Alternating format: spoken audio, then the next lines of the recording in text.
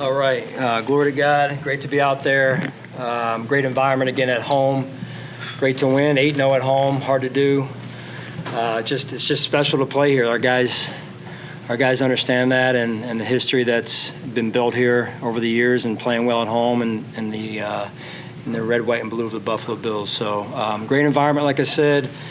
A lot of good things. I thought the defense came out and played aggressive, took the ball away, set up the offense, special teams, good sound, quality football overall. And the offense got rolling in the second half there, and that was good to see, capitalizing and some red zone opportunities and some takeaway opportunities there that we had. So a lot of game balls went out after the game, as you'd imagine. I think Josh Allen continues to show why he should be the MVP, and just great to see our offense do what they've been able to do here. John, obviously, great day for the offense, but your defense really made the biggest plays of the game, really all day long. Can you talk about, it had been a struggle for the last few weeks on that side. Just talk about the big plays today on defense. Yeah, I thought Coach Babbage and the defensive staff did a great job during the week.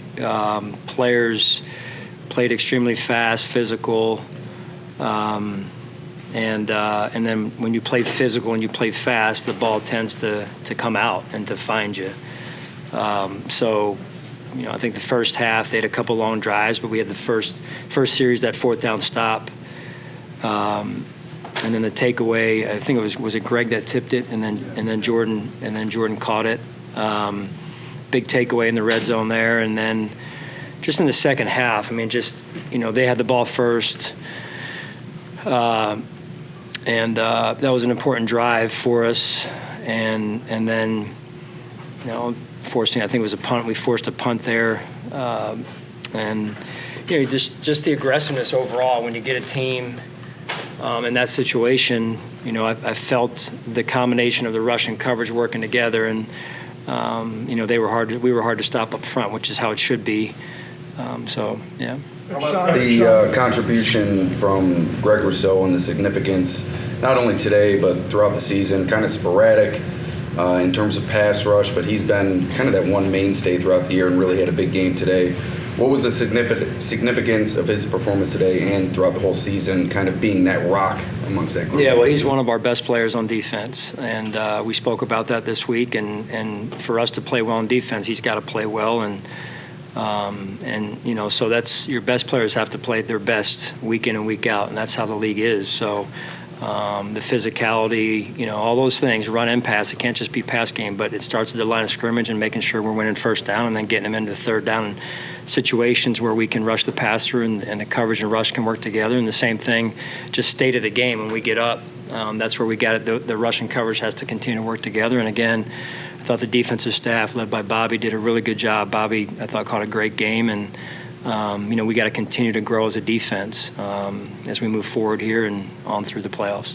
Coach, can you talk a little bit about Christian Benford? Sean went from 12-0 to 40-0 pretty quick. As I'm watching that, what is it like to be on the sidelines with all three phases of the competition? Yeah, it's fun. It's a lot of fun. It certainly makes my job easier, and I thought it was great to see CB that you mentioned get that pick. Thought he had a chance earlier for one, and to reset and be able to come back and get that pick. Big play for us. And then Milano, I think Ed forced it, and then Milano almost had himself a touchdown. But great recovery and to keep playing the game there. Sean, Josh went to it on the podium just before you came in. Said in the preseason we saw the doubts and people doubting this team. We didn't use it as motivation, but we knew that talk was out there. What's it mean to you now to be in Week 16 with 13-3 and having the second seed, sewed up, just given what was being talked about back then? Yeah, it just goes back to guys working hard, working together, being unselfish, coming to work every day, focused on getting the job done, and we know that there's some doubters out there. We knew that earlier in the year, and the team just did a great job of coming together, led by Josh. Coaches have done a phenomenal job of trying to just adjust week to week, and we've had some injuries, and guys have stepped up too. That's been important for us as well. So I think just the balance of a lot of things overall. Today, we played a game last week where I felt like we beat ourselves in certain situations, and you guys know I mentioned that, and we didn't play our best football, but we found a way to win, and I think that's important as well when you don't have your best game. And then this game, we knew this was going to be a tough game, and it was. It was mentioned earlier by Ryan, I think 12-0 for, I think most of the game, then we blew it open there. So really that's how the NFL is, and if you can blow it open, you got to make sure you finish it off, and our defense did a phenomenal job doing How that. important is it to have this second seed wrapped up now and the options it gives you going into next week? Yeah, it does give us options, and I think that's the key thing for us, Vic, is, we'll see where it takes us. We've got some guys who are hurting a little bit right now and might need some rest, but we'll see. We've got some guys also that we may want to take a look at, whether it be offensively, defensively, or special teams that we're a little bit curious about that just weren't maybe ready to be active yet. So I think that'll factor in. I'll sit down with Brandon and Terry, and we'll try and make the best decision overall as an organization for everyone involved here. And so anyway, just it all starts with Josh's leadership, and the question was asked by John of when Josh comes in and he's set on what he wants to get done, it's hard. He's hard to stop. And so he came in, in the spring and then again in training camp when he reported back, and it was, you could tell he had a goal in mind, and he's led this team right from the jump. Sean, when you say that, you said he should be the MVP. People look at stats and he has the numbers, but what else is there about Josh Allen that makes you say he should be, other than he's your quarterback and he should be the MVP? Well, I mean, stats, I think there's a saying about stats, right? So at the end of the day, Josh Allen's the MVP. I've been around this league long enough to see MVPs every year for many years. And what he has done on this team, in this organization, in this community, and no offense to anybody else, but I've got a hard time believing that someone's done more. I really believe that. Understanding there's still a lot that you guys want to accomplish as a team. A lot of points during the season we've heard guys on your team say that there's something different about the group. Do you get that sense, and do you feel that? Yes, I do. I think it's more than anything else, they really stick together. And again, it starts with that unselfish approach. Don't get me wrong, we've got guys who get, they're competitive, so they get irritated when they're not the one scoring the touchdowns or getting the ball or, getting the sacks or whatever. And that's kind of natural for competitors, right? But they, at the end of the day, know that what's most important is that the team does well. So it takes a little bit of swallowing their pride from time to time and their ego. But overall, they've bought into that type of approach, which is key for us. How important was it to get Cooper going a little bit if he's one of those people that you want to rest in next week? Yeah, huge. That was an amazing catch. I mean, great throw by Josh. Just to see Coop go up and get it. He doesn't say much, but again, a highly competitive person, highly competitive player, and he's been a great addition by Brandon to our football team. Sean, this offense right now looks like it can beat a team in multiple different ways. Is this as good a balance as you've had on that side of the ball, kind of heading into the postseason? I don't know what the numbers say, but I would say, again, just the threat of being a two-dimensional offense makes it hard to stop.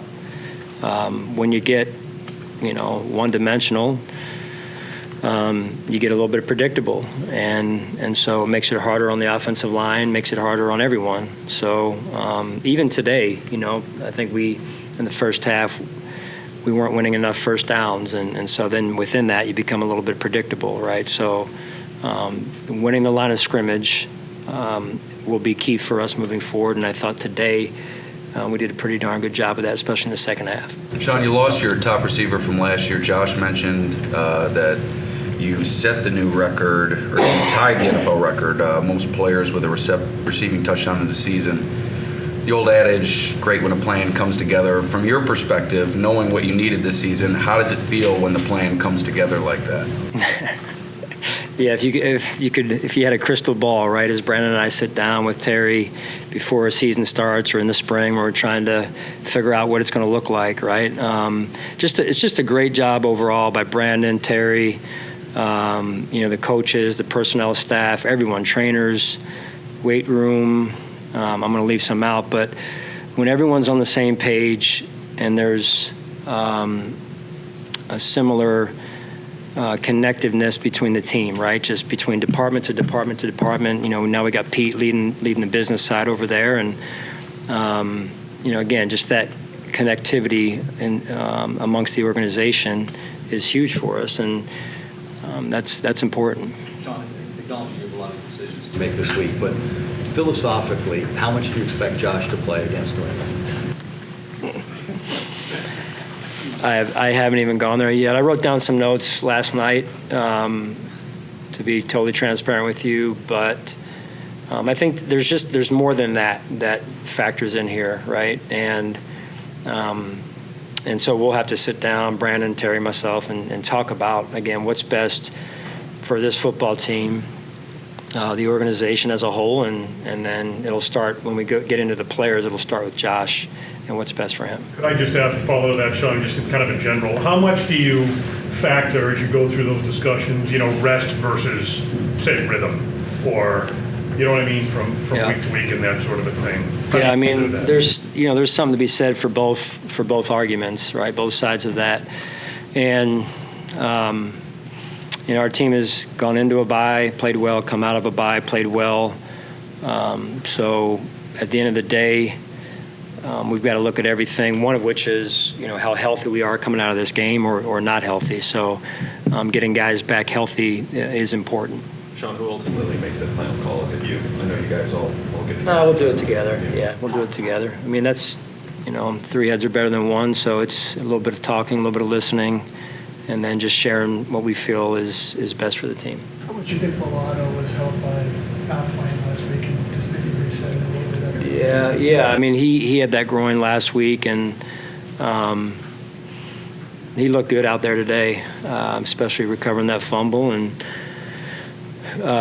very few know how far he's come with the journey he's been on. It's been a long road for him, and I think his best football is ahead of him. Certainly, when he plays well, it helps our defense. So that's an important piece for us.